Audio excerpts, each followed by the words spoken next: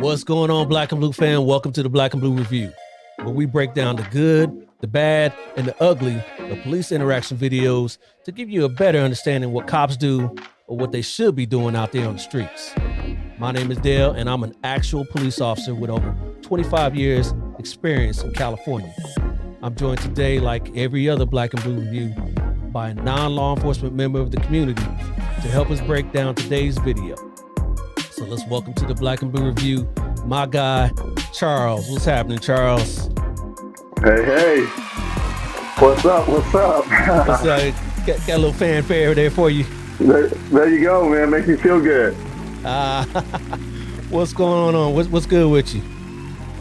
Hey, man. Nothing. Just doing the normal things, daddy daycare stuff. But other than that, everything's great, man. All good, all good. Hey, so for the viewers, real quick, I don't want you guys to trip on my man Charles wearing the LA hat and I'm wearing the Niner hat. it's all love. I know your Dodgers got knocked out at the playoffs. You know, hey, Giants never made it. Niners, we lost yesterday. Rams won yesterday. It all evens out in the wash, right? There you go. To Cleveland. Ooh. Yeah, man. By that much of that kick, too. That kick, man. How you miss a 41-yard kick? But that's besides the point. Hey, let's talk about today's video before I get heated here. Before I get real heated. Okay. All right, so we're going to watch a video today. And this video is comes to us from Youngstown, Ohio. An officer fights with a man in the police lobby. So let's check this out. Let's get your thoughts on it. All right. Welcome, get finished. So this man's in the lobby. Manifestation? Yes, manifestation bullshit. Okay, I'm not exactly sure what you're talking about. You need to talk to like your chief or something. The chief only talks to people if they make an appointment. You have to make an appointment with the chief to see him. She's not in her office.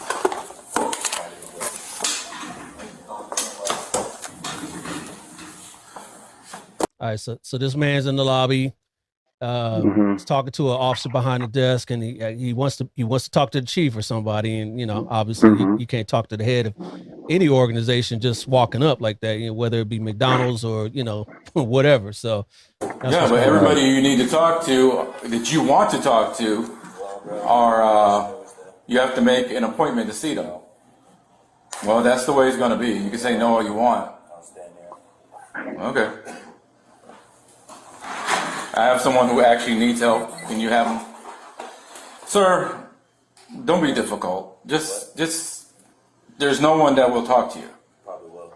No. Yeah. Because you're talking about some kind of manifestation. It's that you know what that tells me? What? That you're mental. You're fucking retarded. Say that again. You're mental. Come say it to my face. Oh boy. okay.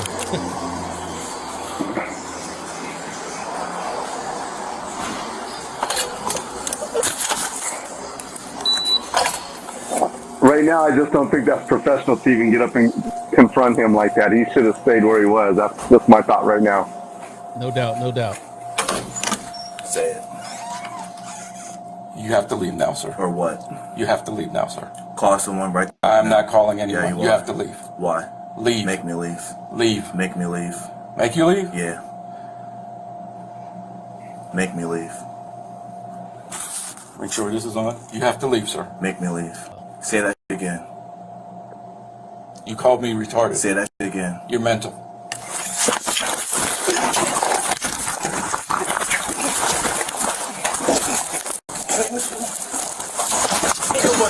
Mental, bro. Yeah. Think I'm playing, bro? Huh? Ain't So he's on top of the cop right now. nobody fucking mental. Can call somebody so I can talk to someone. Get off me. Well, Say that again. Say that again. I'm surprised that there wasn't any kind of We can do this all day. deadly force or Yeah. anything taken with that wrestling. That's for sure. Yeah. There you go. See, that's that. what. Yeah. Yeah. See, Let me yeah, back that up if where everybody didn't see that Yeah. real quick. yeah. Yeah. So the officer has his gun out now, right? Mm-hmm. Oh, yeah. Don't matter. Oh, And here comes the cavalry. yep. You see this officer put the gun back in his holster.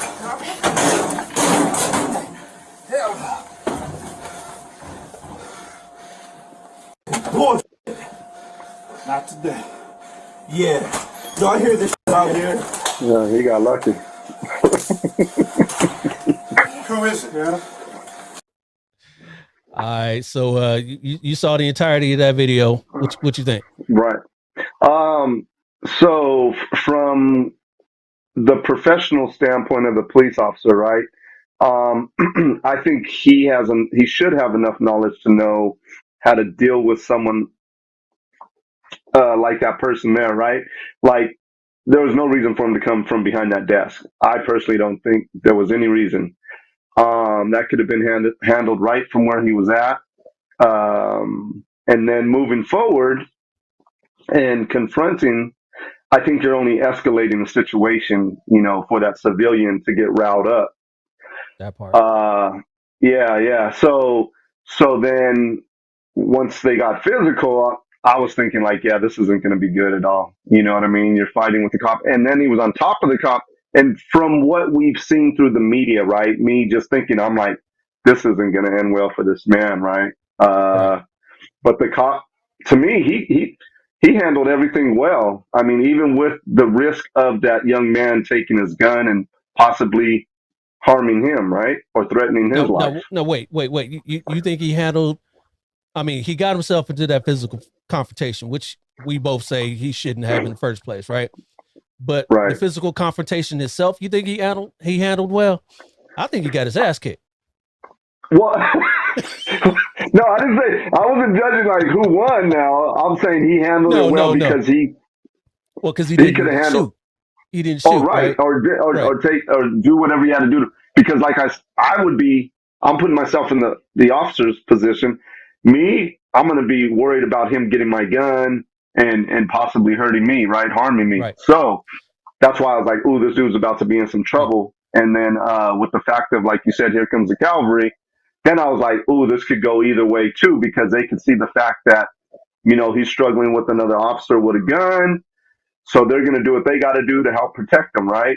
And cover his back. So I think it was good response, but it all could have been avoided too if he would have just stayed in the office. Exactly, all could have been avoided. We know dealing with people with mental issues. He said that the key words. First of all, that wasn't professional the way he spoke to that young man, right? Called him mental. He said that you really shouldn't engage in whatever line of work you're in. Don't engage like that. Antagonize people like that. Remain professional, which he didn't do, right? Right. And then at least as being a police officer, if you're gonna talk to somebody who you think is probably confrontational, you saw through the beginning right there when he was a little confrontational. Don't walk up by yourself, man. I mean, it could be handled so easy. Obviously, if you just say, he sounded like he was trying to be, please don't be difficult, whatever, just leave, whatever. And then he said the word. He said, say it again, and he said it. So he got a little childish there with him, right? Yep, petty.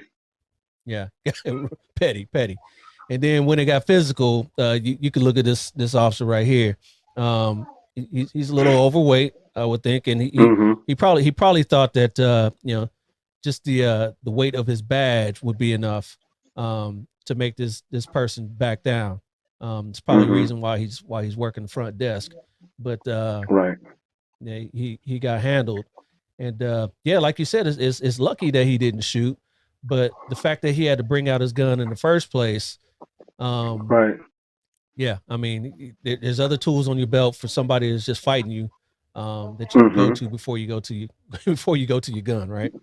Right. Yeah, I know there's and I'm just speaking from prior military. I served 8 years in the Navy, but we were taught a little bit of deadly force training. And like you said, there's different tools and different steps you take before you have to result into deadly force, I would say. But another thing that just came to mind, and I'm asking you this because, and from a civilian standpoint, I'm asking a cop, right?